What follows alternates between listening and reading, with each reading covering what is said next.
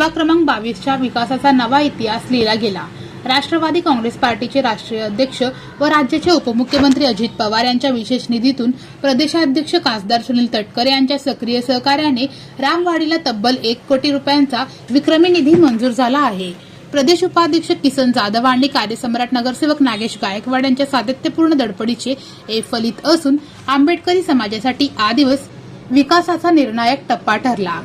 या निधीतून डॉक्टर बाबासाहेब आंबेडकर सांस्कृतिक भवन आणि लोकशाहीर अण्णाभाऊ साठे सांस्कृतिक भवन या दोन भव्य प्रकल्पांना प्रत्येकी 50 लाखांची भक्कम तरतूद करण्यात आली असून या दोन्ही योजनांचे भूमिपूजन विधानसभेचे उपाध्यक्ष व राष्ट्रवादीचे सहसंपर्क मंत्री अण्णा बनसोडे यांच्या हस्ते अत्यंत उत्साहात पार पडला। दरम्यान यावेळी रामवाडी परिसरातील श्रद्धास्थान अंबाबाई मंदिरात तुळजापूरच्या तुळजाभवानी इतकेच भक्तांची आढळ श्रद्धा असून या देवीचे अण्णा बनसोडे यांनी मनोभावे दर्शन घेतले।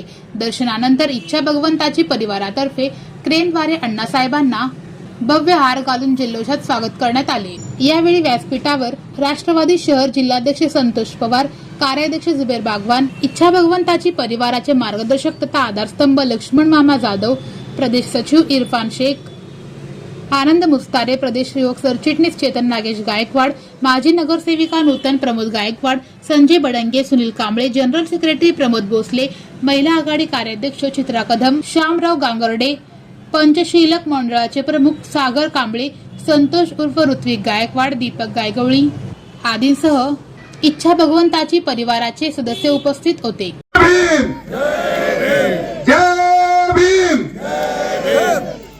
आजच्या रामवाडी परिसरातील सांस्कृतिक भवनाच्या शुभारंभाच्या कार्यक्रमासाठी ज्यांच्या शुभ हस्ते हा कार्यक्रम या ठिकाणी संपन्न होत आहे ते तुम्हा सर्वांचे लाडके नेते, पिंपरी चिंचवडचे आमदार, विधानसभेचे उपाध्यक्ष सन्माननीय अण्णासाहेब बनसोडे साहेब, आज या ठिकाणी या व्यासपीठावर उपस्थित असलेले माझे पिताश्री अबोधं भगवन्तं अभिवादेमि वाक्कातो भगवता धम्मो धम्मां नमामि।